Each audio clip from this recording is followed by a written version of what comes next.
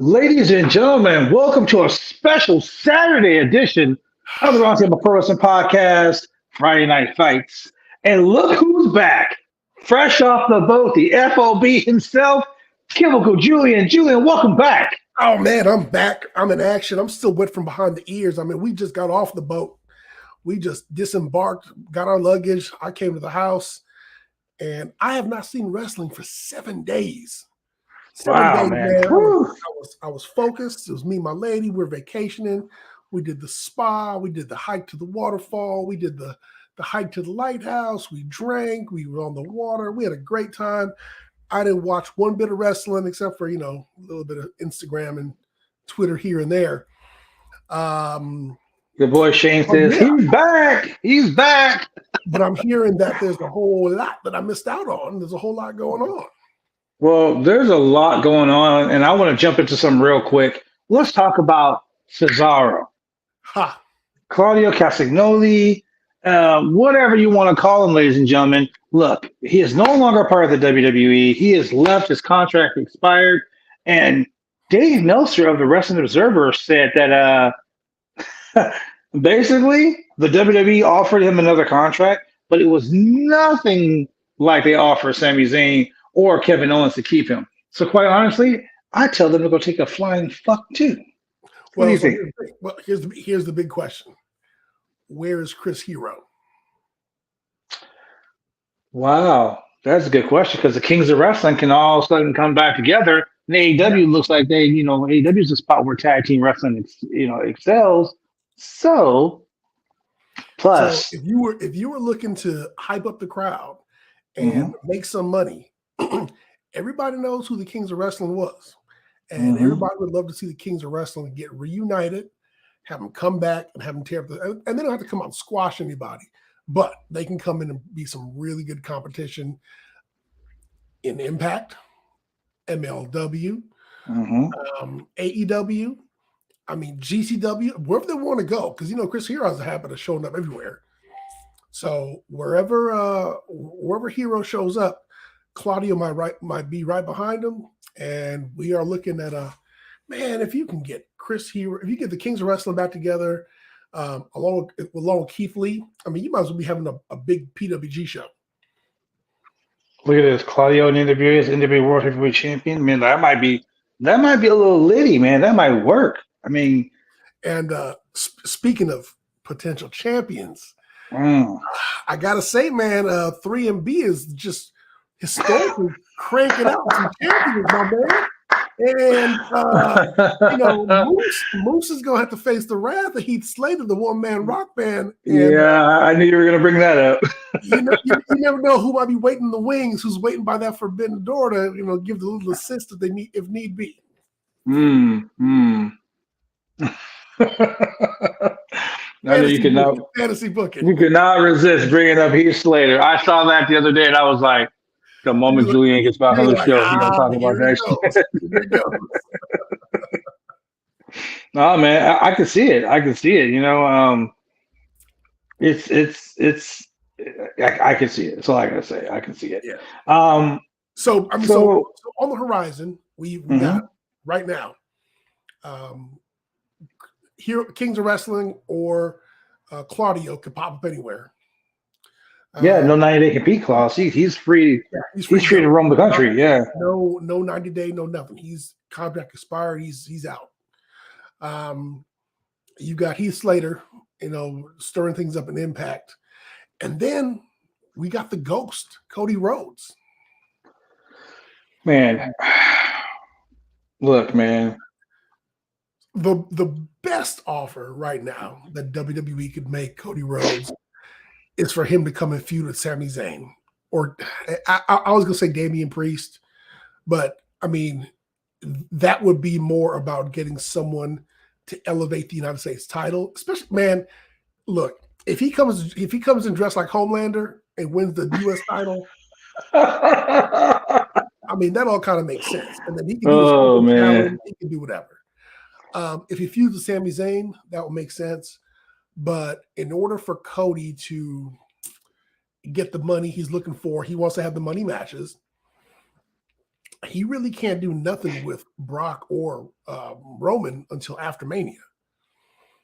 So he's going to be on the shelf, for at least. Let me say this. Okay, Cody Rhodes. The news about Cody Rhodes coming, leaving AEW was bigger than Stone Cold Steve Austin returning to professional wrestling after 19 friggin' years. Right?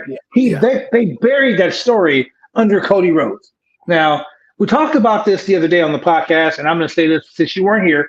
This is why, and I'm going to tell you, at this exact moment, if you go on Cody Rhodes' Twitter, he is followed by 1 million people. If you go on Cody Rhodes' Twitter right now, the last 5 days, Cody has done nothing but hype, retweet, and tweet either Go Big Ghost, the Go Big Ghost show, whatever the fuck it's called. Yeah. Or AEW stuff. Now, Julian, if you were my boss and, me and you couldn't come to an agreement on me staying there, or let me put it this way. If I were to ever leave bodyslam.net, if I were like, what, I'm good, I'm done, goodbye, bodyslam.net, am I going to fucking retweet everything bodyslam.net puts out? No, but I will say. Am I going to hype up everything, every show, every match, am I going to do all of that stuff? AEW heels, AEW Dynamite. Am I going to hype up all the AEW wrestlers? Everything. Am I going to hype up all of this stuff if I am gone from the company? So, as a wrestler, as a non-owner, as a talent for the company, I'd say no. You just go about your business. I think he has a personal investment in the company. I don't know if he has like stock option or he just has like maybe a percentage of the of the revenue because he was there from the beginning and one of the founders. So he has no reason to kill the product or to downplay what they're doing. So that being said, either way it goes, he's gonna make his money. And also with the whole go big, go home show or go big show or whatever, he's probably got his contractual obligations with TBS. So Cody's gonna keep his money coming in. Bottom line. Okay, but I want you to understand this. Cody is no longer under contract. He's not an EVP anymore. None of that stuff. So it's like Cesaro. Cesaro leaving the WWE. As far as we know, Cody Rhodes is no longer under contract as a performer. Or EVP. But it doesn't mean that he doesn't still have a stake in the company. Okay, but if you have a stake in the company, it's like I work at McDonald's. I ain't going to go over to fucking Carl's Jr., get a job at Carl's Jr., and then still be hyping on McDonald's while I'm working at Carl's Jr. That ain't going to work. Well, here's the thing. WWE isn't putting any money in his pocket right now. Oh, we'll get to that part in a minute. We'll get to that part in a minute. But also we'll get more into this later. But if you go to the WWE website and you look at the list of superstars, guess who's still listed? Shane McMahon. I know that. So, we all know the business of work. Conspiracy. Yeah. We all know it's a work. We all know, who's. It's all as much as we as fans want to believe that this person loves this company and he believes this company is so much better than all the rest. Ladies and gentlemen, I love the company that I work for, but if somebody gives me a bigger bag, time to bounce. People are in the wrestling business. What does Scott Hall say? I'm not in the wrestling friendship. I'm in the wrestling business. Mm-hmm. So Shane has got a stake in WWE. So he's not going to badmouth the company. He's not going to do anything. He's waiting for his dad to die so he can own it. That's all. Exactly. But here's the thing though. So Cody, everyone's like, okay, Cody's going to WWE. Cody's going to WWE. People, okay, Sean Ross Sapp at Fightful Select has been trying to get information from WWE about Cody. Cody has gone radio silent on Twitter. Okay, except for the last couple of days, he's been retweeting stuff. Like he had this cute little tweet about him growing a goatee and his wife not liking it. The WWE is throwing all these teases out. Like there was an interview with Edge. Edge is saying he wants someone that's undeniable, and he wants someone this and that for WrestleMania. And then he said phenomenal, so we all know he's pitching AJ Styles. But then you get on the same side, you get The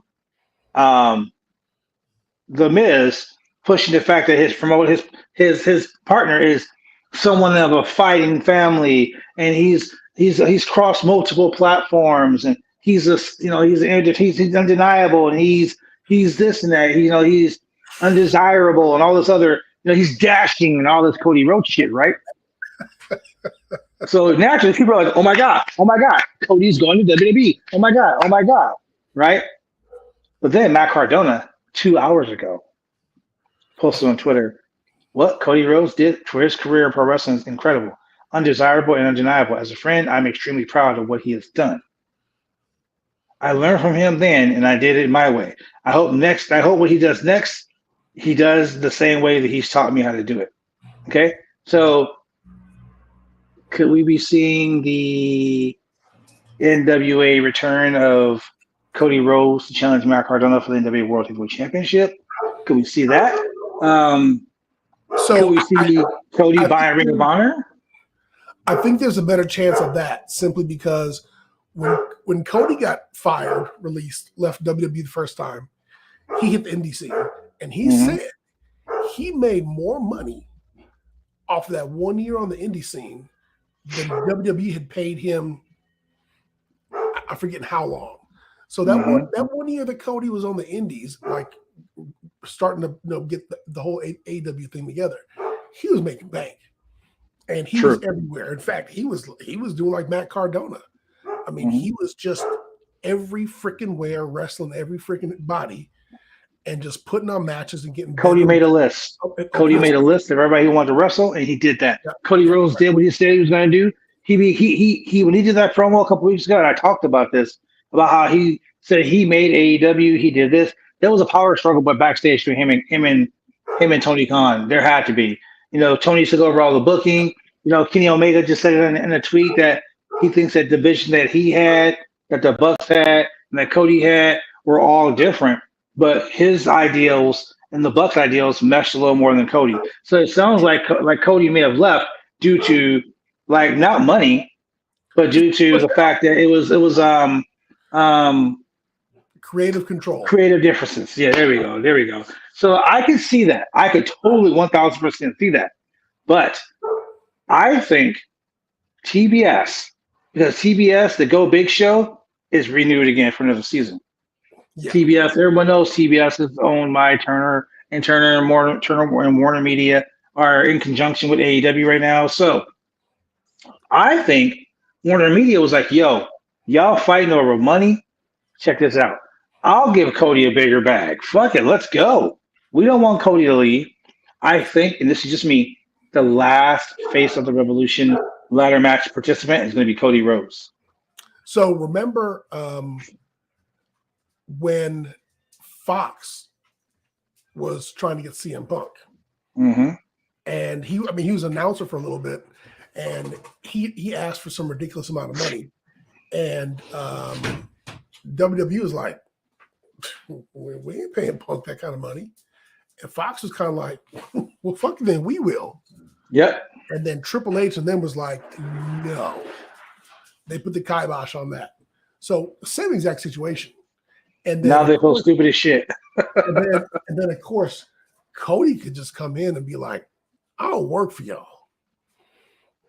My boss is not Tony Khan. I work for the network. my boss is Ted Turner." And there was supposed. So listening to Eric Bischoff, his podcast a couple of weeks ago, there was supposed to be an angle where Ted Turner came on TV and either fired him. But I think Ted Turner was supposed to come on TV and fire him when he was WCW, yeah. When he was firing folks, when he fired because Eric Bischoff was a Turner broadcast producer and executive for TBS. Yeah, he wasn't a wrestling guy per se.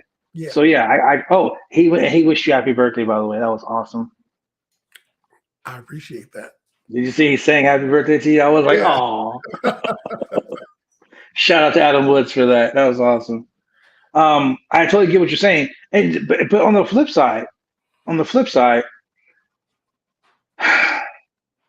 Chris Jericho did a promo with Eddie Kingston the other day. You weren't here for that. He did a promo on Dynamite, and he was like, "Yeah, you know, like that guy that used to be here," referencing Cody. Yeah. But on the flip side, he referenced Triple H. Eddie Kingston was like, "Yeah, maybe I can get your good friend Paul." You know, so they're still throwing barbs at each other. But if Cody was actually gone to WWE, when Sean Rossett reached out to people in the locker room at WWE, most of the people were saying it sure would be nice if Cody was here. Not, I can't wait for Cody to fucking debut, but it sure would be nice if Cody was here. So I don't think there's just a deal struck between WWE and Cody. Cody has no reason to come back to WWE. Fuck no. Why is he going to come back? Is he going to come back as fucking the American Nightmare Stardust?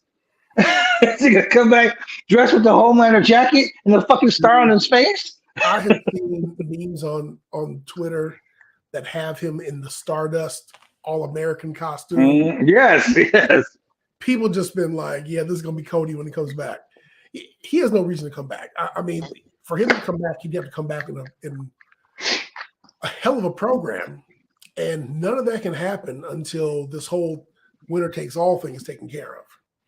And we all know the WWE, that Vince McMahon has the biggest. He's one of those guys that harbors so much animosity and hatred. When someone, I mean, if he hated CM Punk and was like, I will never fucking bring CM Punk back for leaving and embarrassing him in the wrestling community, what's he gonna do to a guy who went and created a whole fucking company to embarrass you, to beat you on Wednesday nights? Why would they bring him back? Of course they're not going to. You know why? Because in Vince's eyes, it would be the two things. In Vince's eyes, number one, it would be a coup. Like, ha ha ha, look at this, pal. I took the guy. Signing away all the superstars. And number two, he'd be like, hey, Cody, why don't you sign this 3-year contract? Da, da, da, da. And then he'd be like, well, you're locked up for 3 years. Go home. Fuck you. And you're just going to go back to AEW. AEW can't have you. Here, you and Ali go out back and park cars. In fact, y'all can just go wait for Veer to show up. He could, I mean, yeah, would it be better for him to be U.S. champion and be the American Nightmare and like be a total heel and beating the shit out of people? Absolutely. But I mean, they're not going to give it to him. I mean, that's not what Vince would give to him. So, I mean, really, Cody has zero reason, none whatsoever. He doesn't want to see the AEW product, tarnished in any way. So, and he's got money coming in. I mean, the Roads to the Top got canceled, but the Go Big show seems to be pretty fucking popular. So, he's going to keep on doing that. I just don't see Vince McMahon bringing back Cody Rhodes, giving him a good run, giving him something worthwhile. Like, I just don't see it. I'm trying so hard to see it. But it ain't gonna fucking happen. It's just not gonna happen. Cody would have to put together, you know what? So what could Cody do in WWE? Number one, he could get revenge on Randy Orton for the whole legacy thing. He could bring back DiBiase's son. Never gonna happen. I don't think that's gonna happen. He could do the American Nightmare thing with the U.S. title, open challenge. I mean, that's a possibility.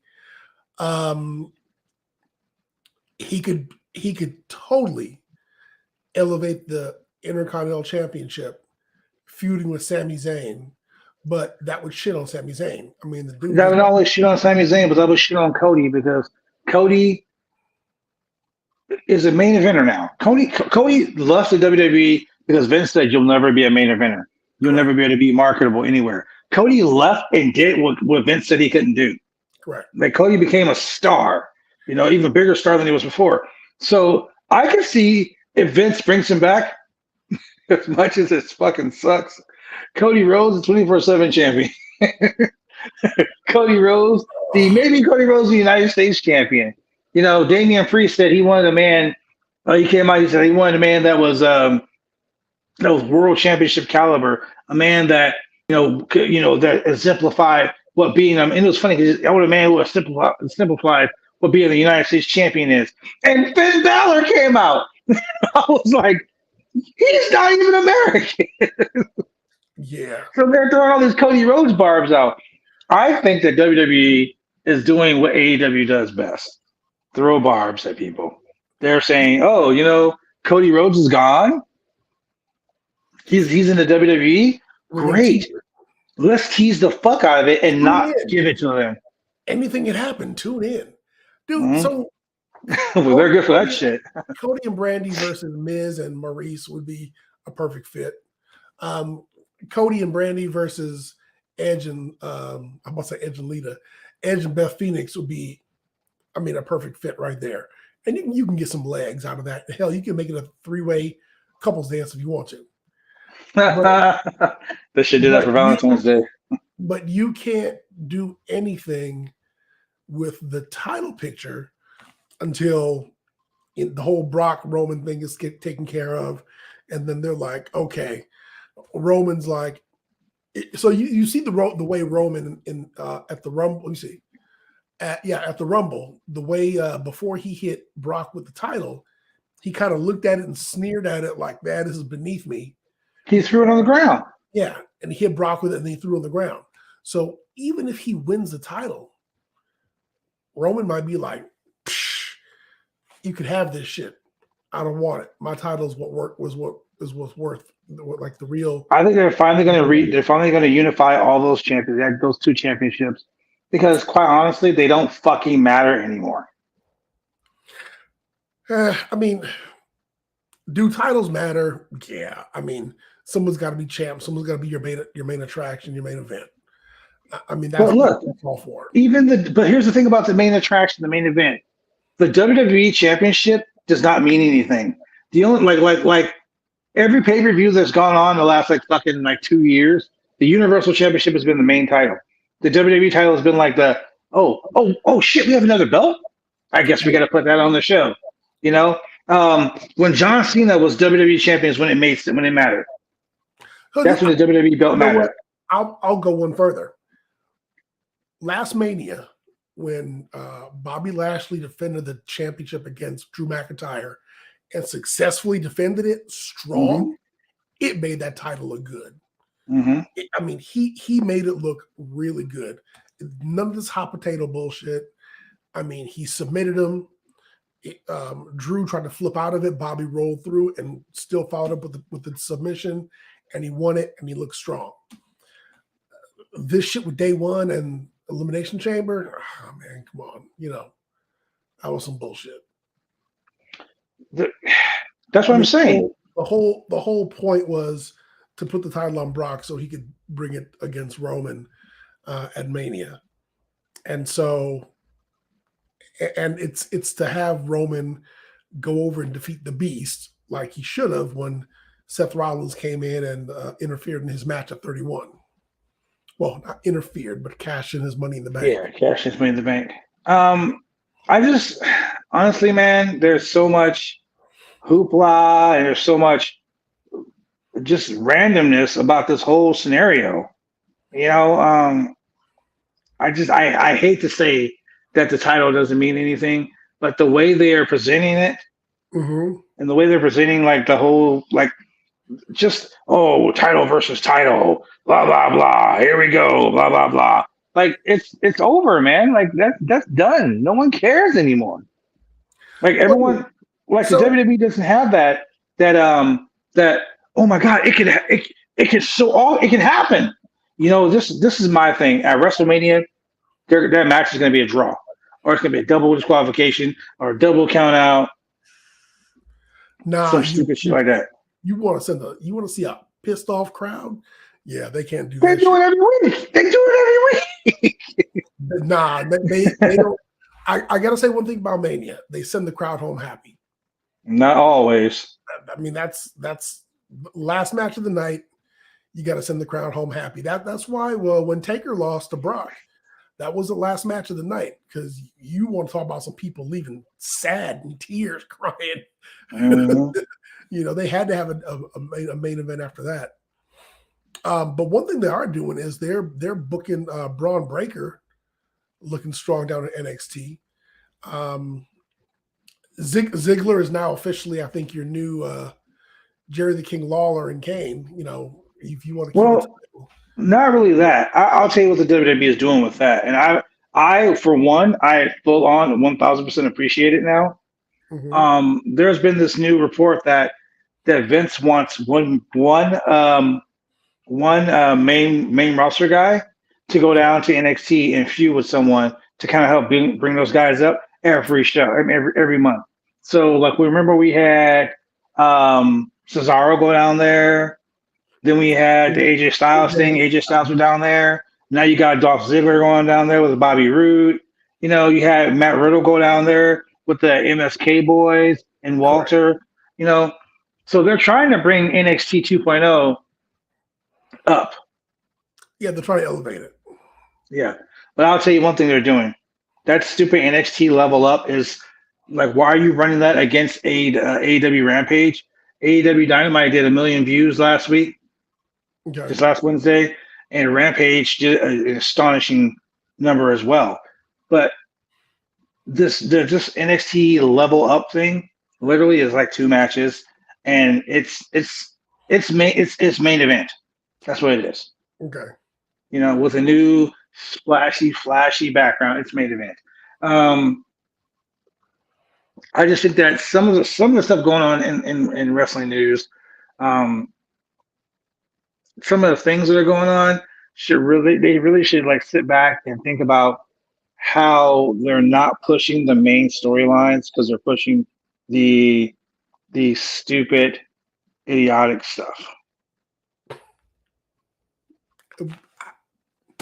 What's new? like that's all I really can say. It's just I don't get it. I don't get it. But I will say like they're doing stuff to try to draw the younger crowd in, like they did with our girl Nikita Lyons. They debuted her and she did a spot where she did a split leg, and Nikita Lyons is a thick girl. She's an attractive, beautiful, blue-eyed, blonde hair, goddess of a woman. And guys are, oh my God, they're just so. That picture made its way around the internet 1 million times.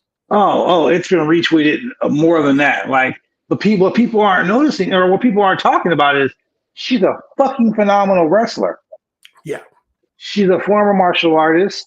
She used to coach boxing for Floyd Mayweather's boxing gym in California. She's wrestled on television before. She was part of the Wild Superstars as the Lioness. She's only 22 years old, and she broke into this business, and she is on par, one of the very best female wrestlers out there. But the WWE is focusing on her looks. So they got her wearing outfits that aren't as flattering as it could be. Yeah. But I mean, remember that's what they do with Trish Stratus too. Exactly. So you take a woman who is head and shoulders above a lot of indie wrestlers, and she debuted in NXT. She's been in NXT for 2 cups of coffee, and now she's like the next breakout star in NXT. Now I appreciate the fact that she is an amazing wrestler. She's a fucking awesome wrestler, and a pop star. So she can sing, she can do all that stuff, and like the whole stuff with Hit Row, and people were bashing her because she's a white girl and she's rapping and singing. Dude, she's a musical artist. We played her videos on our show. We've had her on our podcast. We played her videos. We talked about her music. We talked about all that stuff. So she's a multimedia star. Let's just call it what it is. But people are neglecting to talk about her in-ring athletic ability, and that's crazy. Yeah, so I mean, we'll see what they do with her. As long as they don't just, keep with the stupid stuff, and as long as she doesn't show up with her mom's pendant, and her family is really a guild of assassins and shit. Just stay away from that. Don't make it like 2.0 or nothing. Because you said a guild of assassins. Man, WWE has like lately just been doing stuff like that. I'm just like, what are y'all doing? So again, I'm on the WWE roster of superstars. Okay, who is Zion Quinn? Zion Quinn is the guy who was involved in an NXT love triangle with Electra Lopez and Legado del Fantasma. And what has he done since then? Nothing. Okay, guy has a fantastic look. He looks like he's a phenomenal wrestler as well. Yeah, he looks like he could be part of like a bloodline faction or something like that. Have we seen Von Wagner lately? Thank God, no. Maybe he went back to Encino. And who's Tiemann? Okay, so that's an actual group of people. Mei Ling was in it, and Karen Q, who is now known as Wendy Chu, was part of it, and a guy was part of it that the makeup change. It's too cartoony for me. He's NXT UK. This is really my point of going through this roster. All right, Tiemann looks like Fandango. True. I just if you WWE has these certain looks that they go for, and so if you're scrolling through here, you're gonna be like, who's this guy? Like Electra Lopez, they're going for the thick exotic woman look now. Mm-hmm. They're picking some good ones. Got to give them that. So Los Lotharios are doing good. We got Jacket Time, which I don't know if they'll ever pick up. Jacket Time should not come to the main roster because they're going to get squashed like our boys. I want to call them the Evolution. That wasn't their name. Not so bad you can't remember. You're talking about the War Raiders? No, not the War Raiders. They were the Viking experience. They were NXT tag champs for a ridiculous amount of time too. You're talking about Gunner? You're talking about Victor and Victor, the Ascension? The Ascension. Yeah, Jack and Tom will get jobbed out like the Ascension did. You know what I said about Lash Legend? I didn't know she was a wrestler. I thought she was just a talk show host doing a Wendy Williams thing. Wendy Williams. So they still have Mace as Mace. And they have where did dude go? They still got Mustafa Ali on the roster. They ain't gonna ever let him go. He's stuck. Mustafa Ali is trapped there. They ain't letting him go. They ain't letting him go. They ain't letting him go. Okay. Oliver Carter. Who the fuck is that? He's on the roster right next to Odyssey Jones. Hey, but you got Odyssey Jones, Oliver Carter, and Omos. Three black. Let me tell you. Let me tell you something really funny that's going on though. And since you've been gone for a week and you haven't been watching or haven't been involved in anything wrestling, what are your thoughts on what's his name? Drake Maverick. Is he gone? Oh, he got released, didn't he? Well, he got released. Jake Maverick got released. And they hired him. They hired him back. He got released again. Yeah. And now he is back as a producer writer in the WWE. This is my thing. If you fire me on Monday, Rehire me on Wednesday, fire my ass again on Friday. I'm good. I am not going to keep playing this fucking up and down roller coaster game. Did they hire him back for NXT UK kind of thing? No, he's a Raw and SmackDown writer. Okay. Exactly. That's what I'm saying. You literally fired this guy to bring him back, and then fire him again, and then you bring him back. Like that's like being in an abusive relationship. You break up with the girl. She brings you back. She gets back together with you. She cheats on you with your best friend. She gets back with you again. And then she dumps you again. Like this is the shit that cracks a person's mental health. I'm telling you, this is some shit right here. I can't stand it. These are some of the crazy things that have happened over the course of the last week in wrestling. One of the good things is in AEW, during a tag team match with the Kings of the Black Throne and Penta El Scoro and what's his name? Pac. Yes. During that now, or the Bastard Pack, as they call him. The Bastard Pack is PACK, not PAC. It's Tupac, not Tupac.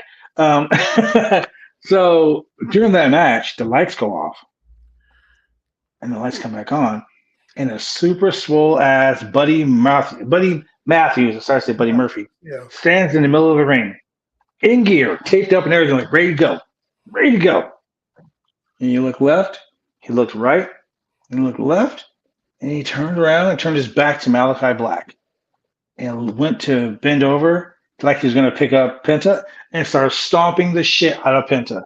So we now have that third member of the House of Black. Now, Buddy Matthews had a pretty extensive feud with Pac way back in WWE, back when he was still Cruiserweight champion. Guy that defies gravity, et cetera, et cetera. Well, he was Neville. Neville, yes. Well, he's always had the gimmick, the man who defies gravity. That's always been Pac's gimmick. Yeah. But he was Neville, and then he had those amazing singles matches with Malachi Black or Aleister Black at the time. They had some of the best matches. I mean, best matches. Yeah. Oh man. So the fact that he showed up, the one thing I love about AEW more than anything is that they show history. Sure. Like the WWE, if they brought Cody Rhodes in, they'd be like, "Oh, Stardust was off in the cosmos, learning how to be a better wrestler." Dude, they could not. But they would do that. They would do that. There's certain things you can get away with, and there's certain things you just can't let go. And if they brought him back in polka dots, that'd be fucked up. But yes. Hey, dude. So you know what? While I was gone, I had a thought. I'm gonna I didn't play devil's advocate, but I'm gonna throw this out there. During the 80s, you remember when Hogan was on top, and they would bring in let's say heel of the month. So there was a time when he fought Bad News Brown. There's a time where he was fighting. I mean, of course, he fought Randy Savage. There's always, he fought Earthquake. He fought, like, these people would pop up. Mm-hmm. I'm starting to see, and this is when people were saying, "Oh, look at that Vince McMahon. He's raiding the territories. He's taking our best talent, and he's feeding them to Hogan, and then they end up in the mid card, whatever." I'm seeing some parallels between the way Tony Khan is signing anybody who becomes a free agent to bring them up, put them in the spotlight, and then put them back to wherever. And not in a bad way. The fact of the matter is this: in any wrestling company, there's only going to be X number of people in the top tier. Like, you're never going to have 10 people going after the heavyweight championship. True. You're going to have 3 or 4. And then the rest are going to take some back seats to their own personal feuds, whatever. How much is Tony Khan trying to be an 80s Vince McMahon? Or not even trying to be, but is that what he's becoming as time goes on? Because what we're seeing now is that after a year, you now have this group of people that got signed that were hot, that contracts are up, okay, now they got to go. Well, it's not that they're going anywhere. Like for instance, some of the contracts have been renewed. Like one person's got a renewal for a year, like a 1 year renewal option. And now that they're creating so many TV shows, I mean, like I'm watching AEW Dark. Then there's AEW Dark Elevation. Then there's Dynamite. Then there's Rampage. That's 4 shows that some of these guys have been competing on. Like one dude, I forgot what was it, 47-16 record. And you're like, shit, where do you get all those matches from? They were all on Dynamite. Remember, we were talking about how Adam Page, after winning the World Championship, hasn't had any singles matches, hasn't had any matches. Bullshit. He was in a 6-man tag team match with fucking Alan Angels and 10 on AEW Dark. The world champion is on AEW Dark. But here's the thing, though. Much like WWE, okay, you and I watch SmackDown and Raw so we can do the show and talk about what happened. Mm-hmm. If you weren't doing the podcast, you would probably watch Raw once a month, and you'd probably watch SmackDown every other show. Wrestling fans, I hate to put it to you like this shit ain't rocket science. You can do your tag. Oh, wait. Hold on. In the crowd, we got our girl right here, Nikita Lyons. That's right. Faithy J up in the house. Shout out to my girl, Nikita Lyons, kicking all that ass. So we were talking about Nikita Lyons earlier, and I want to double back because I was telling her about this. Want to give her all her flowers, so to speak, because she's, like I said, she's been on the NXT roster on television. She debuted, and she was out there doing the most. There have been a lot of ups and there's been a lot of pluses and a lot of negatives. Me personally, I always shoot down the negatives because I know the person that she is, and like I said earlier on the show, she's a music artist. We've played her videos on here countless times. Correct. She's not someone that's just fresh to the scene. She's been involved. She's been involved in professional wrestling a lot over the course of the last few years. She's still young. I mean, she's not even 25. She has a fucking bright future. And she's been an athlete. She's been an all-around athlete for a minute. Yes. We're talking like boxing. We're talking, in martial arts. I mean, she's done a billion fucking things in the short time she's been on this planet. You know what I'm saying? So for some of the negative people who were throwing comments out like, she's a white girl, she took over B-Fabs. B-Fab, you want me to be real with this shit? B-Fab is a fucking horrible wrestler, okay? Like I don't blast people like this as part of my personality, but real talk, the Lioness, Nikita Lyons, Faithy J, I'm just gonna call her by Faith, is a way better athlete, way better wrestler in general than that. Okay. Secondly, the fact that people are like, oh well, she's a horrible rapper and singer. Have you heard her shit? Go find her shit on YouTube and then tell me she's not a great actor, she's not a great singer, she's not a great wrestler, she's not a great rapper. Go find all that shit. Hey, okay. To anybody who criticizes the women in wrestling, number one, demand that they get more than 5-minute matches. Number two, watch the fucking matches. Mm-hmm. That is when there it is. Oh, hey, look. Like I was saying before, they brought in Trish Stratus because she had a certain look. She had to gain that respect after a certain amount of time. When they brought in Lita was a fucking valet for Papichulo. The Hardys. Oh, yeah. Yes, S.A. Rios. S.A. Rios. She was actually one of the Godfather's hoes way, way, way back in the day. Mm-hmm. But she started wrestling and she started getting the longer matches. And then next thing you know, headlining pay-per-views. I mean, she's not doing bra and panty stuff. She's actually doing matches. So when you see these women out here wrestling and you're like, women this, women that, one, demand that they get longer matches. And number two, watch them. Exactly. Longer matches, they'll get the better rating, and people are going to say, oh, hey, we need to let them be on TV and let them wrestle longer.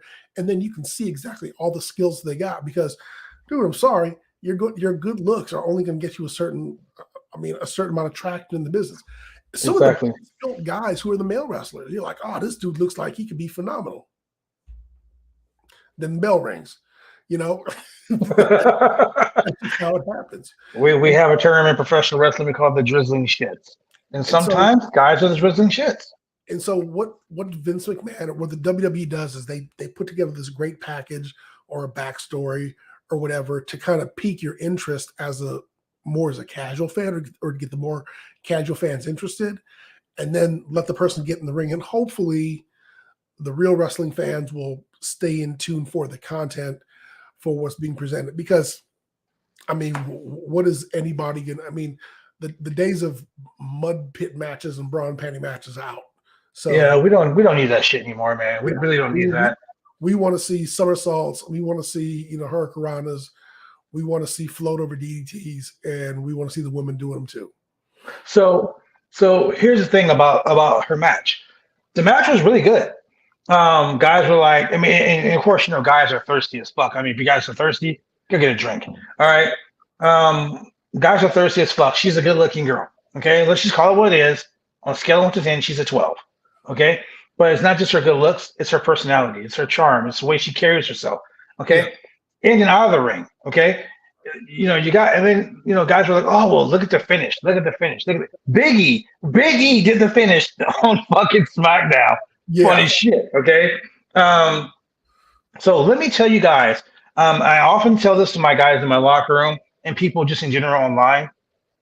Haters are just your fans in denial. That's right. Because you had so many people hating on her finish that they totally didn't even see the finish. They didn't see the spin wheel kick to the face. All they saw was her do a split for the finish. Now, this is the same type of shit that Melina dealt with. Correct. It's the same type of shit that what the Bucks are on dark? Wow, crazy. It's the same type of shit that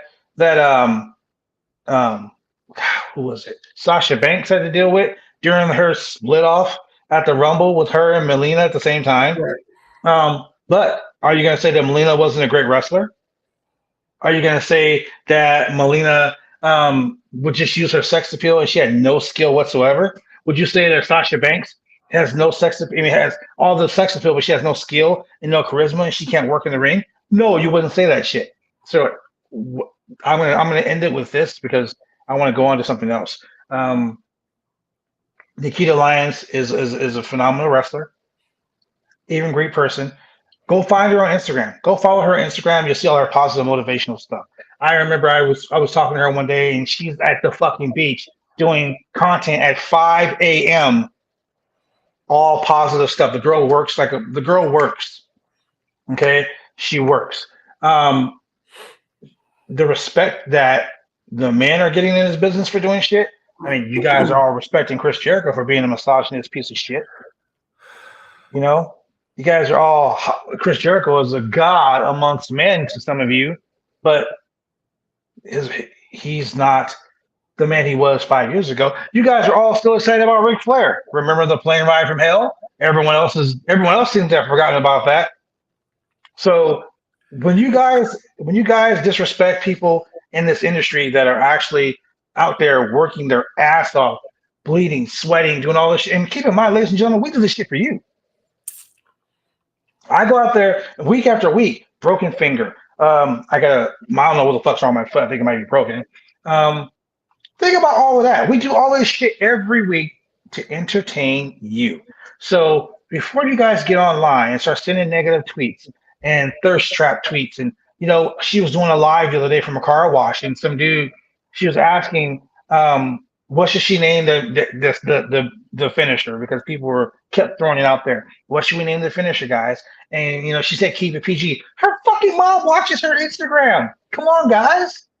Think about it. If you had kids, if you're a man or a woman and you're watching this show or you listen to it on Google, Spotify, Amazon, iHeartRadio, Pandora, all this place, wherever it is, think about this. Would you want someone to disrespect your son or daughter?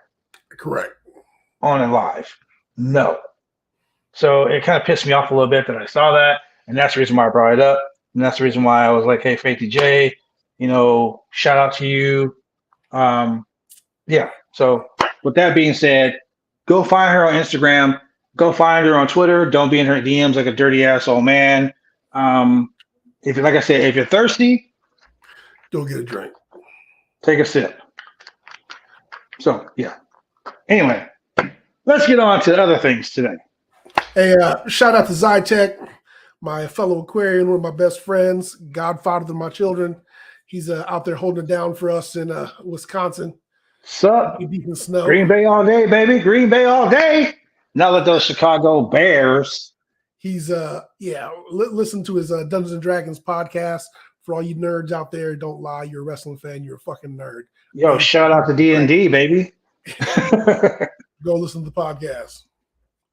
Hey, speaking of that, we have a Zaya Brookside and a Zaya Lee. Who's getting the name change first?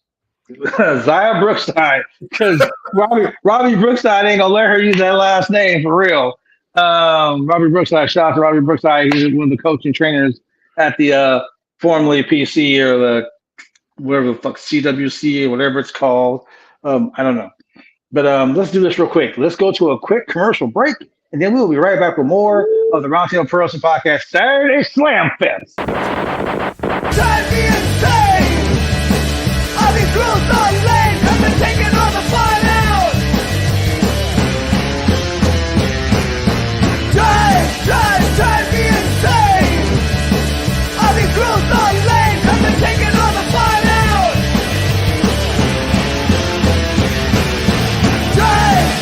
Drive me insane! All these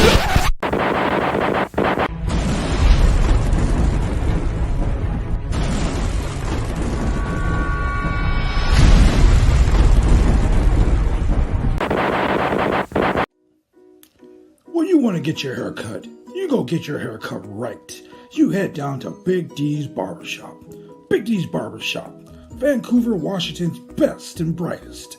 1019 Main Street, Vancouver, Washington, where you can go get your hair lined up, cuts, fades, shampoos, conditions, and all the great things that go with supporting a local barbershop in a local business area. You can also reach them online at www.bigdsbarbershop.com. Go get your hair cut right.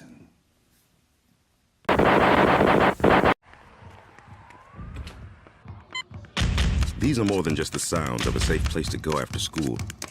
These are the sounds of interest being ignited and of mentors making an impact. At Boys and Girls Clubs, we don't do just one thing. We do whatever it takes to meet the needs of every kid who comes through those doors. Because whatever it takes is what it takes to build great futures. Great futures start here.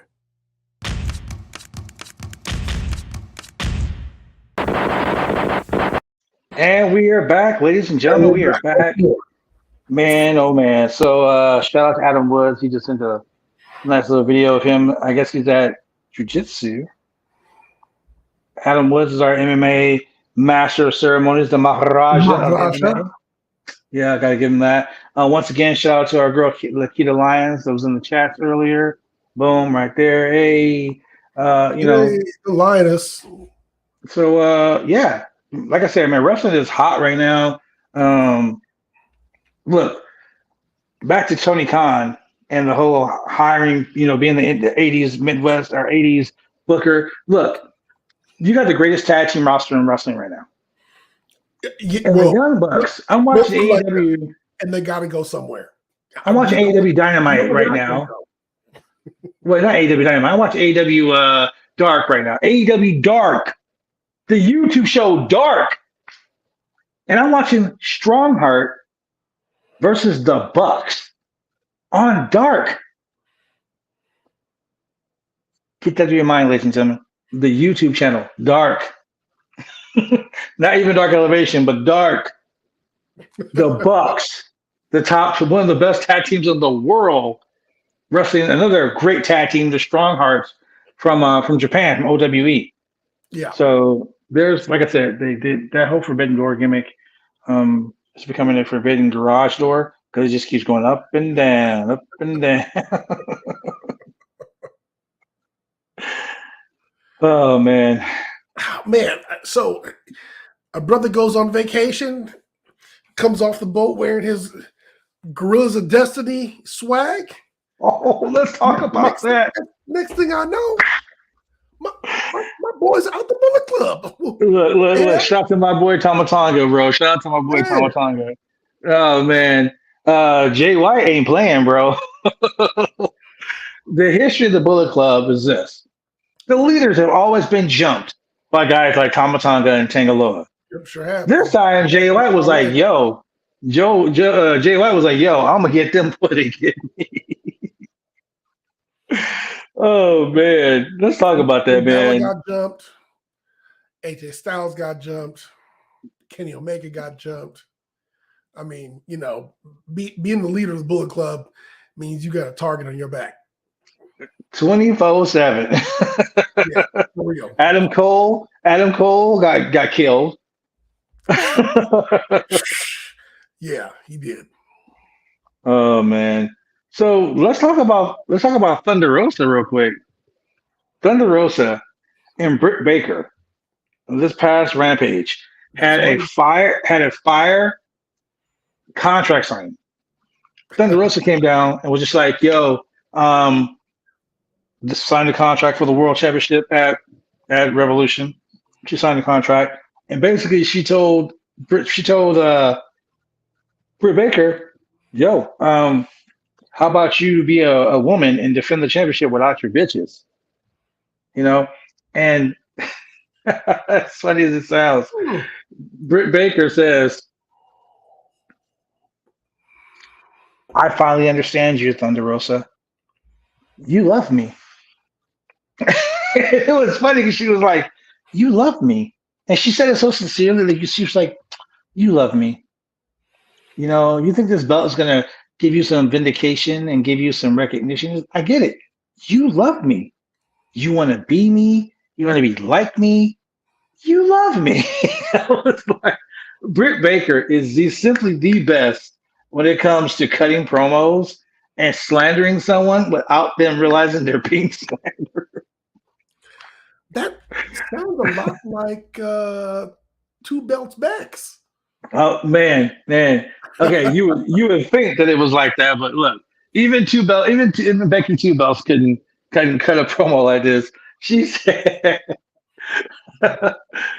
you know, you want to be like me, you want to dress like me, you just want to be all about me, you know. Thunder Rosa does not want to dress like her, be like her. She want to come down there and put a lead pipe upside her head. That's about it. So basically, Thunder Rosa was like, "Okay, bitch, just sign the contract." So the camera pans over to Britt Baker. She signs the contract, and then all of a sudden, you just see like fucking Darby Allin. Thunder Rosa flew across the table and cross-bodied her in the chair and started beating her. That's what I thought. I was like, where's Nyla Rose at? Surprise, bitch. I started beating the shit out of her. And that's when my girl, Jamie Hayter, was like, oh, no, not today, bitch. And Jamie Hayter started nailing it, right? Jamie Hayter was going off. And then you see poor Reba at ringside gets nailed. Boom. Mercedes Martinez rushes to the ring and nails her. Boom. Right? At the end, they get in the ring and they have to stare down her and Mercedes Martinez. And then they start going at it. It's a hoss fight. They just start going at it. So excited for this match.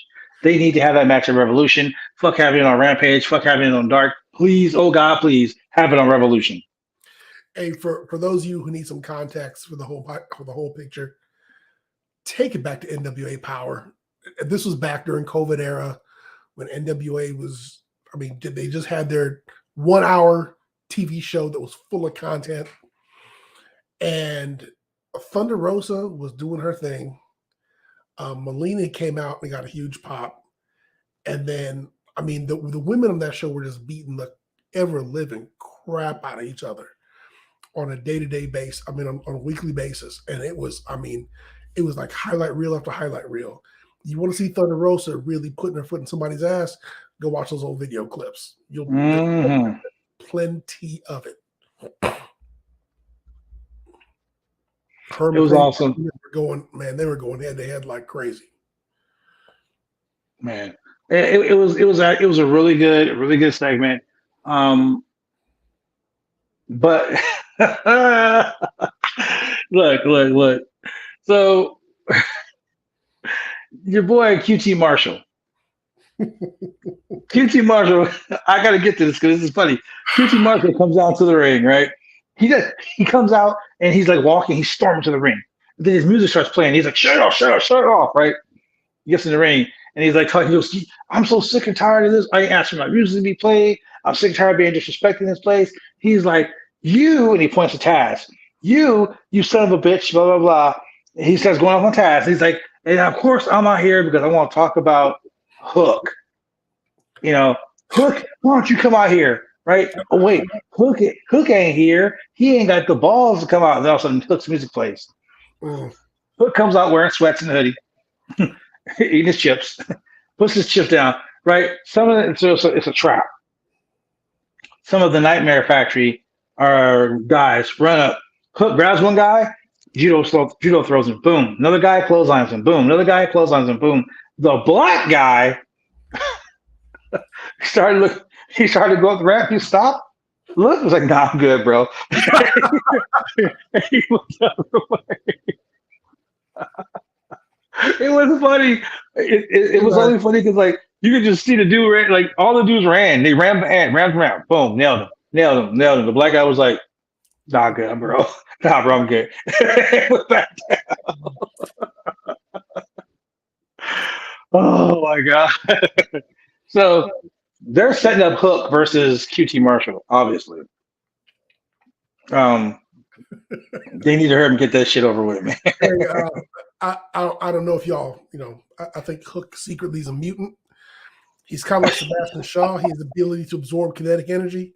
Especially if you come for a top rope crossbody, he'll just suck the energy out. You'll just go plop and fall flat on your face. And then he's going to hook you. Man. I think I missing moves on Hook, and he just. I think I officially became a Hook. Crossbody out of nowhere. Out of nowhere. Oh man, I think I officially became a hooker. Oh man, not the kind you see on 82nd in Portland. I mean, just. So the world's woman, it's official. The AEW Women's World Title is going to be on the line. Thunder Rosa versus Real Britt Baker. AEW Revolution, Sunday night, March 6th, 8 p.m. Eastern Time, which is 5 p.m. Pacific Standard Time. And I will be at BCW Worldwide doing a wrestling show that night. So, Julian, how would you like to do, not a watch along, but a review show on Monday?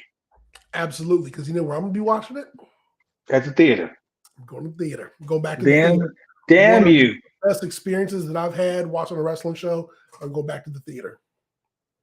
Yeah, honestly, ladies and gentlemen, if you haven't watched an AEW show at a movie theater, you probably should.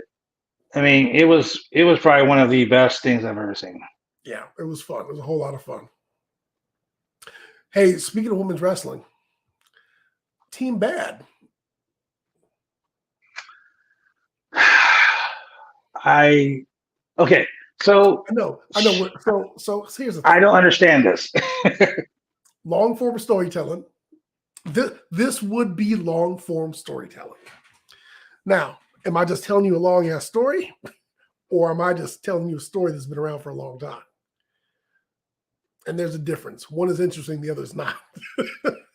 So, Team Bad was Sasha Banks, Tamina, and Naomi way back in the day. They had a decent run down in NXT, I believe. And then they were together on SmackDown for a cup of coffee. And by that, I mean a week. Because one week they were together, the next week they weren't. And it was never explained necessarily why they broke up or what the impetus was for them to even get back together in the first place. So now on SmackDown, we have Naomi and Sasha saying that they're going to be the next WWE Women's Tag Team Champions. Okay, so that says two things to me. Bayley's one, screwing Naomi. No. All right. That Bayley obviously isn't ready to come back, Because why would you take Sasha and put her with Naomi? Okay, well, and I hate to say this, and I don't want to sound like a dick, but I'm going to sound like a dick. The WWE does not know what to do with Naomi. Correct. And what's going to So happen? putting her with Sasha is just saying, hey, guess what? Now we don't know what to do with Sasha, so we're just going to throw two chicks together and have them wrestle two other chicks that we don't know what to do with the tag team titles on the line. So there's a match that is thrown together for no reason at all that isn't going to advance anyone in this whole storyline. So What is it going to do for Carmella? What is it going to do for Zelina? Nothing. So this is what they're doing. In Naomi's match with Charlotte last week, she looked hot. They gave her time, and they gave her a match. And oh my God, did y'all know that she could wrestle? What the fuck you think she's been doing here? Just collecting the paycheck? Right? Well, yeah, I know, but still, no. Yeah, she can wrestle. She's been able to wrestle. I mean, she's won the ladder match. She's held the title. Y'all are the ones who've been wasting her. So, yeah, she's surprise, she can wrestle. All right, fine. Great match against Charlotte. But going into Mania, man, I've got a great spot for her. But it's being occupied right now by Ronda Rousey. A spot being occupied by Ronda Rousey that really should be occupied by Shayna Baszler, Naomi, Piper Niven. I mean, there's a list of people who should be in that spot. Not that I'm saying anything wrong about Ronda Rousey right now, but what I'm saying is the spot that she is occupying, it would be like me going, I've got a 2-car garage. Why would I go out right now and buy a third car? Mm-hmm. I got no room for it. Right? I'm not going to be like put one on the street and then put one in the garage, so forth and so on. Use what you got. And they've got a tremendous amount of talent in-house that they have chosen not to do anything really good with. So all of a sudden, Naomi has a surprisingly good match with Charlotte. Not surprisingly good. She has this great match with Charlotte for free on SmackDown. Someone's like, damn, we should charge money for this. Mm-hmm. How about we put on a premium show? We can't. We already got somebody booked there. Someone who's going to be going in a few months anyway. So what do you do in the middle? Okay, well, Sasha's back. She's popular. Let's keep this Naomi thing going. We'll do the tag team. We'll get a tag team feud going here. So it's a placeholder. I mean, it's a placeholder for. Too bad there's not like a women's Intercontinental belt or a women's U.S. title belt or, as long as they don't make us something stupid. But I mean, that's NXT women's title. That's what that is. Let it go down there and take the NXT women's. Yeah, if you're sending AJ Styles, if you're sending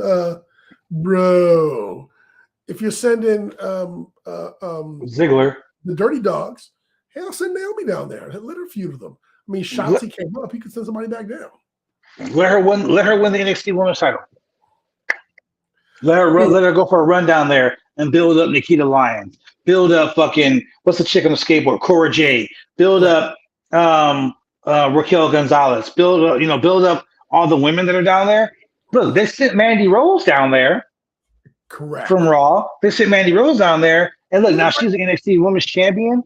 They need to send more women down there to compete against her and to have quality matches so you can build up NXT 2.0 to make it a viable show.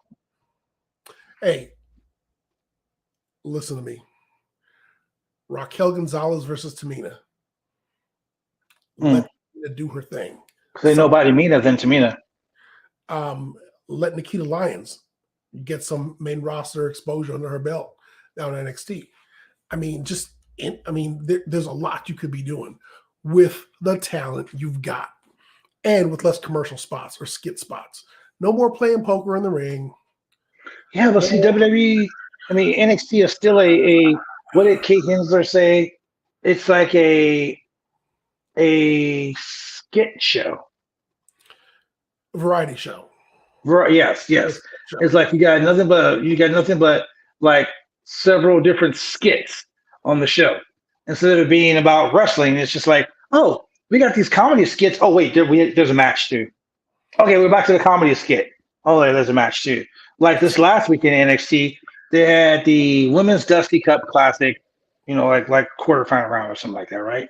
Okay. And you have Mandy Rose and there were other two girls from Toxic Attraction, the Women's Tag Team Champions, JCJ and the one who looks like Becky. Gigi Dolan. Yeah, yes. JCJ and Gigi Dolan, right? So they're sitting in this little like love lounge. Like it was like a VIP crow's nest. And the way the camera kept panning up, it's like you see Gigi Dolan sitting there with a dress on, and the camera would pan up towards like almost between her legs. Then it would go right to Mandy Rose's chest, and then up to her face. Then it would go to JC Jane's chest, and then up to her face. Like they're sexualizing the show so much that it was like watching Euphoria. It wasn't like watching. I forgot what I was watching for a second. I was like, "Oh wait, that's a wrestling match going on." Like that's what it was. They're really trying to get the 18 to 35 demographic by sexualizing the show, and what it's doing is getting the 50 to 75-year-old pervert ass dudes to watch the show. And they ain't watching for the wrestling. They're watching for the half naked girls and jacket time. And jacket time, yeah. And then the young people like myself and you, we're watching the show because we want to see a little bit of wrestling, and what we see is comedy. They got the fucking dating game with You have what they call comedy. Okay, you're right. But then we have the dating game. They have Brooks Jensen and the fucking other guy. I can never think of his name. I thought it was Brooks and Dunn. Whatever. Let's call him Brooks and Dunn. Fuck it. So then they have Brooks and Dunn on the show, right? And they're trying to hook up with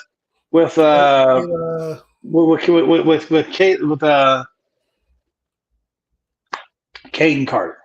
Yes. I keep wanting to call her by her real name, but with Kaden and the American Ninja Warrior girl who used to be with Ricochet or who was back with Ricochet. Anyway, the TikTok team, the TikTok tag team. That's what we'll call them. So the TikTok tag team gimmick. Yeah, because they're on TikTok doing their thing. So the TikTok tag team, they're going to country bars and they're doing these cute little Snapchat videos with each other. Asking about going out on dates. The one dude, the one dude is like doing a fucking video for a dating app. I don't know how many of you guys are watching the show are actually on dating apps like Tinder or Bumble or FarmersOnly.com, whatever the fuck you want to be on. But I'm pretty sure, and I've been on a dating site too, so I know you don't fucking put a video. This guy, his best friend, is shooting this video, and this guy is saying, "I like girls. I mean, I like guys too. But wait, not like that. But there's nothing wrong with liking guys if you like guys like that. They're doing all this satire humor. Yeah. And then you're like, oh shit, that's right. It's a wrestling show. I totally forgot about it. Yep. So that's why NXT 2.0 is a waste of time. Because if I want to watch that show, I can watch the CW. I can watch HBO Max, or I can watch Showtime. If I want to watch shows like that, I'll watch them on those networks, not on the Peacock network. Once again, if I have a 2-hour show and I only get 3 matches, I'm gonna be kind of pissed. And again, I blame The Rock and Mankind. It's your fault. This is your life, Julian. Yeah, it's all your fault. Rock and Mankind. It's all man. So what is let me see. So who did the Jurassic Express face this week? Oh, so Jurassic Express faced no one this week. We watched the Battle Royal to determine the number one contender for triple threat tag team match for Revolution, which was won by Red Dragon. Red Dragon eliminated. Well, I shouldn't say Red Dragon because it was Kyle O'Reilly, eliminated John Silver, who was trying to eliminate Matt Jackson from the Bucks. So of course, John Silver got eliminated by Matt, and then Matt got eliminated by their cohort, Kyle O'Reilly, which in turn brought Nick back down. So the Bucks were in the ring head to head with Red Dragon, and they were like, you know what? Next week, that's fine. Next week we'll be in the Casino Royale Battle Royal to determine who the third member of the Triple Threat Tag Team match for the world title is going to be. So we're going to end up seeing the Bucks, like I predicted before, the Bucks, Red Dragon, and the Jurassic Express, and we're going to see the breakup of the Super Elite in that show. Ah, okay. That's what I see. That sounds good to me. So it's going to be a good match. Brian Danielson had a fucking Brian Danielson had a fucking phenomenal match with Garcia. That match, whoo, take my money, please. Take all my money. As a matter of fact, let me borrow some money to give to you. It was that good. And at the end of the match, 2.0 came. Daniel Garcia tapped. 2.0 came and attacked. He attacked Brian Danielson, or Brian Danielson. Okay. They attacked Brian Danielson, which in turn brought out John Moxley. Okay. Moxley comes out with a chair, clears house, gives Daniel Garcia the stiffest, highest jumping fucking DDT. Oh my God. He gave him a paradigm shift that I thought may have shifted his intestines. Like, it was pretty deep, bro. It was pretty deep. I also saw a couple clips where your boy Sammy Guevara did it again. Oh yeah, we'll talk about Sammy and Andrade El Idolo in a minute. But this match was so awesome. We got the answer that we waited for from last week. As Daniel Bryan is standing there, Brian Danielson, as he's standing there, I'm gonna do that because everybody keeps saying it. So as Brian Danielson is standing there after they run them off, he's standing up with the chair, and he looks over at Moxley and says, "I don't need a chair to make you bleed." And he throws a chair down, and he says, "But you want your answer. Your answer is yes, yes, yes." So now we got the match that we were waiting for. That's going to bleed over into a tag team. So we got Brian Danielson versus John Moxley at the pay-per-view. Okay. It's gonna be a violent match. Very violent.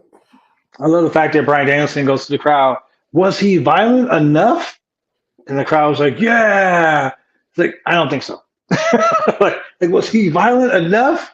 I love that he does that. I love that he's interacting with the crowd that way and making the crowd. Basically, the crowd is giving him the what? Like, hey, should I take this guy under my wing?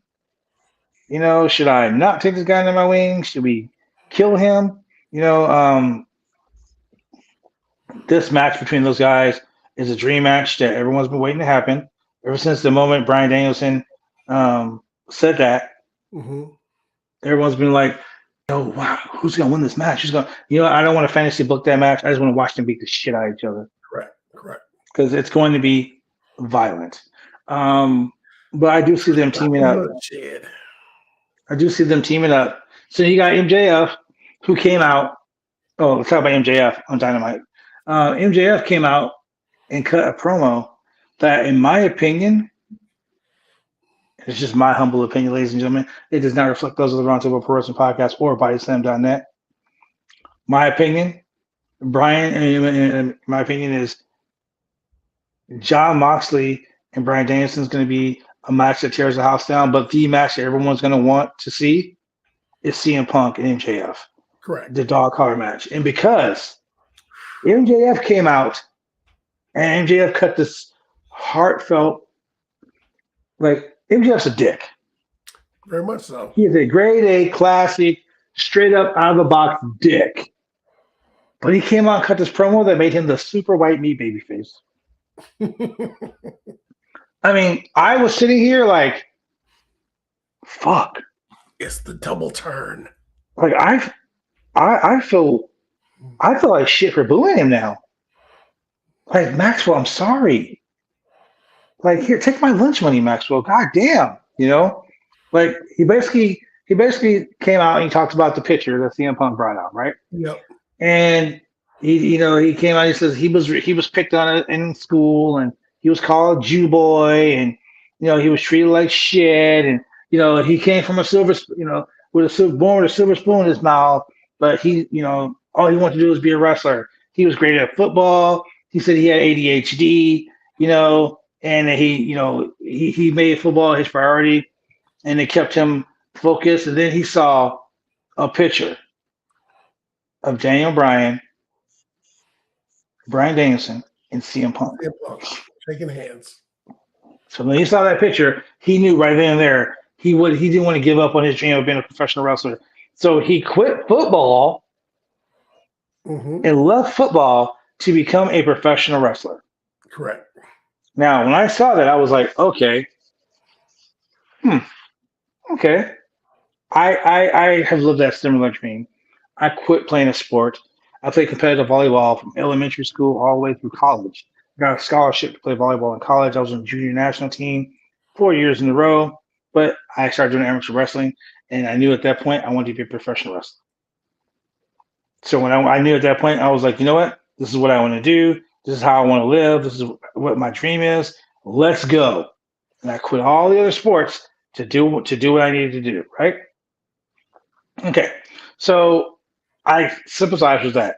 But the fact that he came across so sympathetic and was even CM Punk came down to the ring and got a ring, and you could see him saying, "What the fuck is this?" Yeah. Like it was a shoot. He was like, "What the fuck is this?" And he balled up his fist like he was going to punch him, and just stood there. And Maxwell looked at him, turned, and tears start coming down his eyes.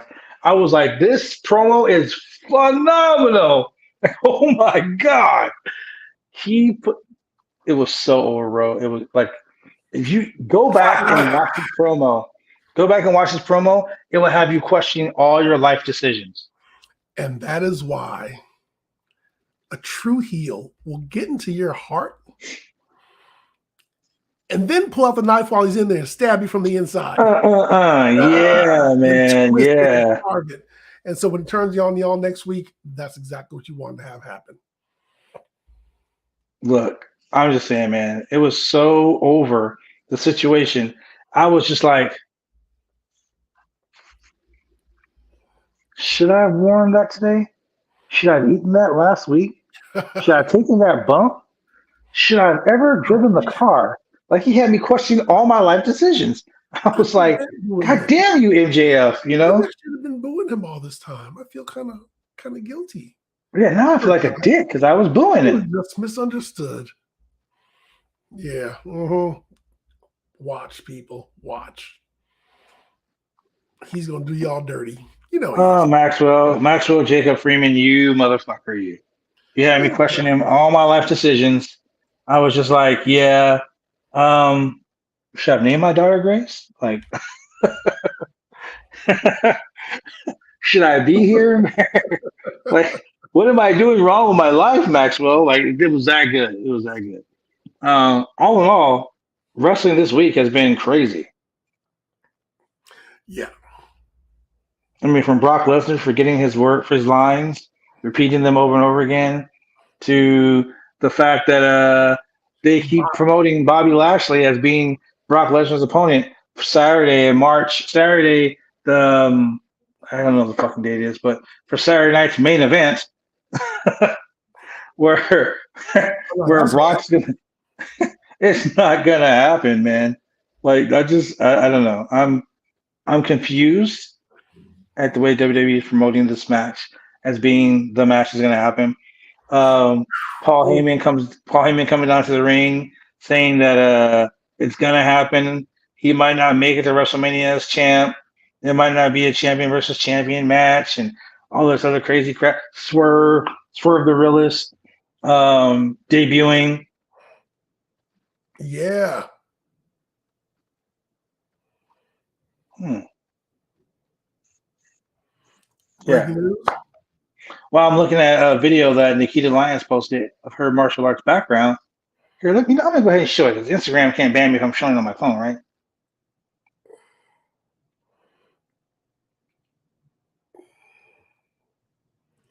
It's kind of washed out. Well, it's the young Nikita Lyons doing martial arts. There you go. There you go. Yeah. Hey, look, there's a young Nikita Lyons. Oh my God, look at that! 16 years later, she's a WWE superstar. But look at that. Wow, I bet some of you guys have been hating on Lion feel like shit right now. Huh? I mean, hey, some of you guys are out there acting like you're fucking Putin. Yeah, too soon, I know. But yeah, man, it's been a phenomenal week in professional wrestling. I can't wait to see what's going to happen next, to be honest with you. Well, we've got today is Saturday. What's happening tomorrow over at BCW Worldwide? Oh my God, let's talk about BCW Worldwide. If you guys haven't been paying attention, there's been a lot of crazy shit going on.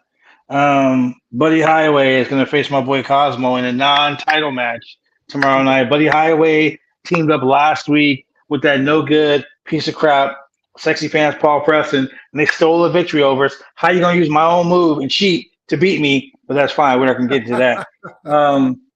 It's okay, though, because this week, Buddy Highway faces the Hollywood Cosmo in a non-title match. In a non-title match, if he beats Cosmo, he gets to pick the stipulation for their title match next week, if it happens. Cosmo, stay on top of your game. Don't just roll over and phone it in. Exactly. You got to win this title. You got to win this title match, but this non-title match to pick your own stipulations. And when those stipulations can be, there will be no match. Hey, I could be like, stipulation is me and Cosmo can do a triple threat match against Buddy. Like, that could be the stipulation. Correct. You never know. It could be stipulation could be a Iron Man match or a gauntlet match. You never know. That's what that no limits championship means. There's no limits to the type of matches that it can be. No limits. Troy Prescott, pretty boy Troy Prescott, pinned JB Moonshine, the new television champion, last week. So he's getting a shot at the BCW Worldwide TV Championship live this Sunday at the Colony there here in Portland, Oregon. Okay. 7525 North Richmond Avenue is going down. Quick Vic, good man. Thank you very much for checking in. Sunny Days, the BCW Worldwide Women's Champion, has demanded intergender challengers. Okay. She's tired of she wants to be known as the intergender champion, apparently. Because Sunny Days is facing one of the darkest, most gruesomest men in all of professional wrestling, the Rat King, in a singles intergender match tomorrow night. In the main event, we have a St. John street fight between the Hess Express and the BCW Worldwide Tag Team Champions, the Natural Born Outlaws. It is for the BCW Worldwide Tag Team Championships street fight. I mean, the last time BCW had a street fight, someone almost got thrown off the St. John's Bridge. Buddy Highway and Petrov beat each other's ass so all up and down the street. I remember I was in a street fight one time, and I was brawling outside with Petrov, and I got hit by a car. Yeah, we don't talk about that day, but I got hit by a freaking car. It was not great. Speaking of not great, that low down piece of dog shit, Paul Preston, Sexy Pants, beat me last week, cheated, held the tights, pulled my hair, all that shit. Oh wow! To win last week. So this week, I got up on him though, because he came back and he said he wants a shot at my boy Just Exciting's BCW Worldwide Championship. So I said, how about this? If you can beat me one-on-one with no more fucking help, no help, in a last man standing match. So it's not a title. It's a last man standing match. Look. I'm going to destroy Paul Preston. I'm going to send him back to wherever the hell he came from tomorrow night.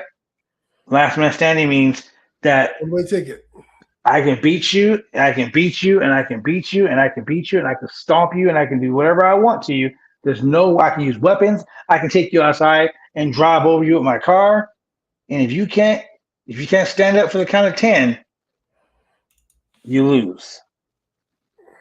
So, Paul Preston, you're gonna lose. Oh! Did I mention that there's a special guest referee? The BCW Worldwide Champion, Just Exciting. All right, let's go for that Just Exciting 3 count. The most exciting 3 count. Oh, there's no 3 count. This is count of 10. But can you imagine me and my tag team partner against this dude, Paul Preston? But Just Exciting says he's gonna call it down the middle. If I lose, Preston gets a shot at Just Exciting's title. But the champ's going to call it down the middle. We've heard that before. Hey. We don't cheat. We take opportunities. We don't ever cheat. We just seize every opportunity that's given to us. There it is. So that's what's going on tomorrow night. It's going to be wild and crazy. Just out there and about. Shikari Frost, referee extraordinaire, said he was tired of being bullied by the former television champion Gregor Petrov. That's right. Petrov says that the reason he's no longer the Pacific Northwest or the BCW Worldwide Television Champion is because Shikari cheated and helped JB win the title.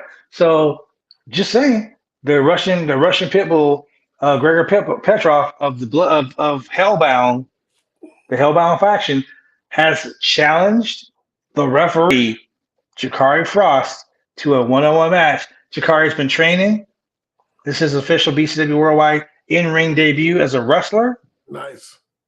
So if you ain't there tomorrow night, I'm telling you, doors open 5:30, show starts at 6 p.m. First bell 6 p.m. It will be live on pay-per-view. Contact bcwbooker@gmail.com. That's bcwbooker @gmail.com. If you want to watch this show, because I'm gonna tell you right now, this shit is gonna be on fire. Did you know they had cut and edited Max Caster's line on Rampage Friday? He rapped about Putin. Yeah, he did. They cut that out. Thank God they cut that out. Max Caster, my boy, always makes me laugh. I can be sad and depressed. I go look at a Max Caster video, listen to him rap, making fun of somebody. That shit makes my day. Shout out to Max Caster. Shout out to Anthony Bowens, who had a great match against Orange Cassidy. He looks better and better every week, man. Anthony Bowens is amazing, bro. Yeah, shout out to Anthony Bowens, man. He had a great match against Orange Cassidy in the Face of the Revolution ladder match qualifier. Orange Cassidy won, but Anthony Bowens did the top shit, man. That dude, superstar in the making, bro. He is what he says he is.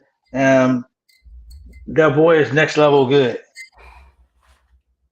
So yeah, it's crazy, man. Crazy. From the Cody Rose news to 19 years in the making, the return of Stone Cold Steve Austin at WrestleMania, to Vince McMahon, 76-year-old Vince McMahon, won in a match at Mania. You know it's going to be against Austin Theory. Why? The wrong Austin? Damn it, Austin. It's a rubber match. It's like, that wasn't me. That wasn't me, man. That was somebody else, Mr. McMahon. Nah, it's you, Austin. It's you all along. Vincent Kennedy McMahon, who is worth $2.2 billion by Forbes.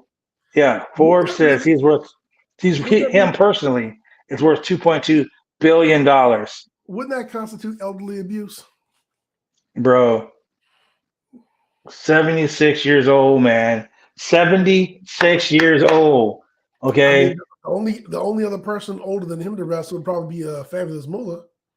Wow. Well, he says he wants to make a match. He wants to return to the ring for WrestleMania 38 Man, 76-year-old CEO of the WWE, Vincent Kennedy McMahon.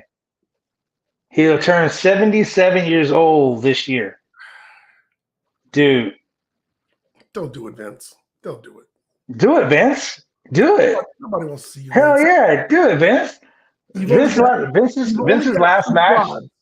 Vince's last match was against Bret the Hitman Hart. He's gonna buy a third quad just to have some. He's gonna hire someone to have a tear quad for him. Wow. I'm looking at Vince versus Austin Theory, man. Oh my God. I'm just saying. I had to end it with that. I had to end it with Vince McMahon winning a shot. Let's see here. Brian handpicking his opponents is also top tier stuff with Lee, Garcia, Bowens, and etc. Yes. AEW has done. Okay, so I'm going to say this, and I don't care what people say about it. You can get mad. You can talk all the shit you want, whatever, whatnot. I will say this. WWE does not build new superstars. They do not build new stars. Oh, but wait. Hey, they're building Austin Theory. Austin Theory was a top star on the Indies. Okay? Yep. Everyone knew about Austin Theory. I mean, hell, the Speak It Out movement knew about Austin Theory. Just saying. Yes, they did. So Austin Theory is not someone new to the business. Okay? Some of these guys, like AEW guys, like Dante Martin, he's been on the Indies, but they're bringing him up. Lee Moriarty. They're bringing Lee Moriarty up. Brian Danielson is taking all these guys like Garcia, like Lee Moriarty, like Anthony Bowens, like all these guys that he's worked with, and he's pushing them, making them better. These are young guys that just Daniel Garcia's been in the Indies, I think, 4 years? Yeah. And the guy is fucking already in New Japan. The guy's, New Japan Strong. The guy's already a top star in AEW, the second largest company in the world. Mm-hmm. I mean, I'll be honest, it is the second largest company in the world. WWE is still the largest company in the world, as much as I hate to say it. But AEW is a top wrestling company in the world, not sports entertainment. I'll say that. Sports entertainment. Then you got guys like Andrade El Idolo, who had a smashingly good match with Sammy Guevara. I mean, they started to show out. Like, that was the first match on the card. Like, those guys, they are killing the game. Okay, so I'll say this: if you want to watch wrestling, ladies and gentlemen, watch AEW. If you're entertained by the Marvel-esque, DC-esque, the Office-esque wrestling product you see on the Peacock and the USA Network, go ahead and watch that. I'm not here to tell you not to watch WWE. I'm not here to tell you not to watch AEW. What I'm here to tell you is this: if you like wrestling, watch AEW.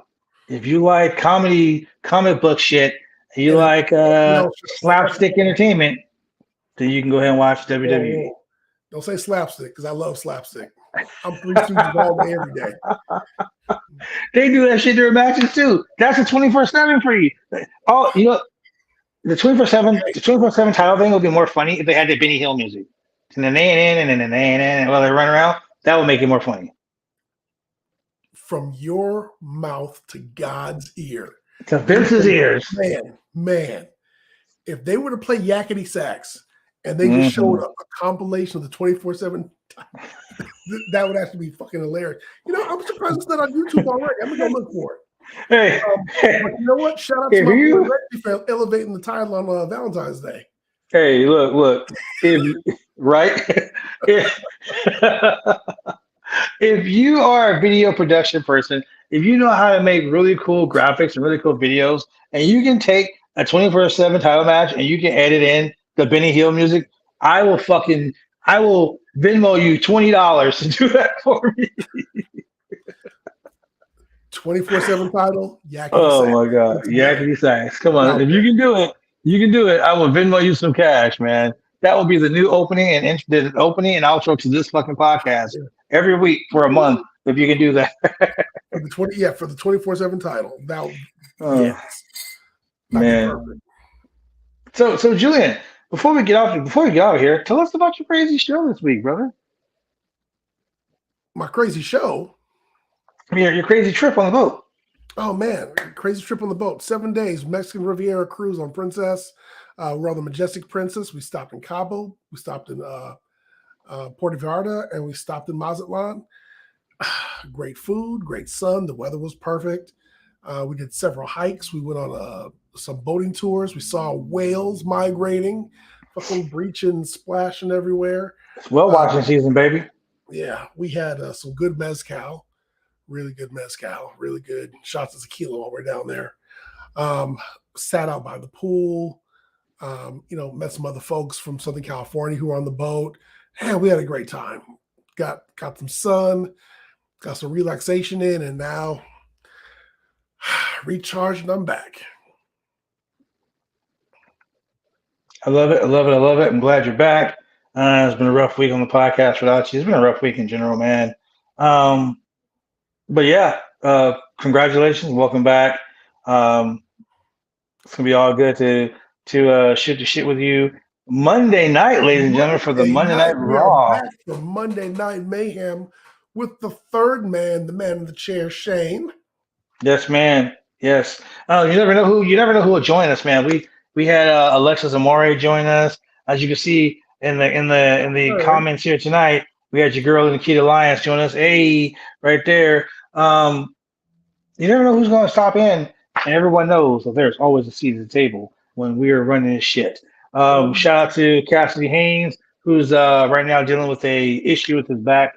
He is currently getting it worked on as we speak. So shout out to the Jefe, the boss man himself, Cassidy Haynes. Stay tuned, ladies and gentlemen. Tonight there might be a GCW update from GCW live in Southern California right now. I mean, due to obligations outside of my control, I am not in Los Angeles, California with this gentleman right here at GCW. But ladies and gentlemen, it is what it is. Stay tuned to BuySlam.net because we're always kicking it live with all types of cool shit. We have several different shows here, not just this podcast, not just the Roundtable Pro Wrestling podcast, but there's so many other talented individuals here at BuySlam.net that you can get all your fix. All your fix. Just saying. So with that being said, look, Julian, I tried to do your job last week. Oh man. I fucking sucked at it. Okay. You mean you were trying to tell them where to find us 3 times a week? And I sucked at it. So Julian, get your money. Man, here we go. Ladies and gentlemen, if you're in the Portland, Oregon area, you don't want to download us, you don't want to watch us on YouTube, you don't want to watch us live, but you still want to see these beautiful faces on your video scope. Every Monday at 10 p.m. on Channel 22 Xfinity TV and Channel 8002 CenturyLink TV. You can also see us every Tuesday at 9:30 p.m. on Channel 23 Xfinity TV and Channel 8003 CenturyLink TV. And if you missed us on Monday and Tuesday, or you're just a glutton for nourishment, tune in on Wednesday at 9:30 p.m. Stir it up. Channel 11 Xfinity TV and CenturyLink TV. Man, so you did that so smooth. I mean, me personally, I just tell people they can go listen to us on Google Podcasts, Apple, Spotify, Pandora, Amazon Music, and iHeartRadio for all the lovers out there. You can find us on all these major podcast platforms. Man, we're on YouTube, we're on Twitch, we're on Facebook, we're on Twitter, we're on so many just different places. I mean, you can find some of us on FarmersOnly.com. You can find Shane on Tinder, OnlyFans. You can find him on all that cool shit, ladies and gentlemen. I'm not trying to bump into Shane on OnlyFans, not at all. All right, that's a page I definitely don't want to find. You can go to BuySlam.net for all your wrestling needs. You can always, hang out with us for the Roundtable Rumor Mill. We like to talk about everything rumors left and right. We like to talk about what's going on in the wrestling world. You can find us on Twitter, the Roundtable Pro Wrestling Podcast, Pro Wrestling Roundtable on Twitter. If you want to support the channel, ladies and gentlemen, go to Anchor FM. You can support us there. Roundtable Pro Wrestling Podcast support.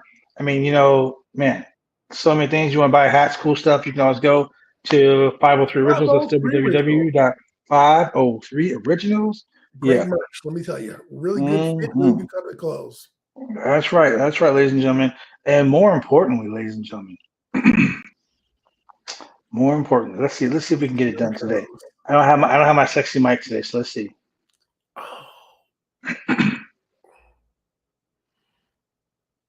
No feeding the ducks. Oh yeah, ladies and gentlemen, if you want to go ahead and donate to the Roundtable Pro Wrestling Podcast, so we can continue to give you a variety of pro wrestling and MMA content, you can go to www.slamchats.com. Slamchats.com. www.slamchats.com. Oh yeah. Drop a dub. Drop a stack. Dub. Show some love. Venmo, PayPal, Visa, whole shebang. That's right. And with that being said, thank you for joining us here on a special edition of the Roundtable Pro Wrestling Podcast for your boy Chemical Julian, the Mixologist. I'm the franchise. Happy Saturday. Peace.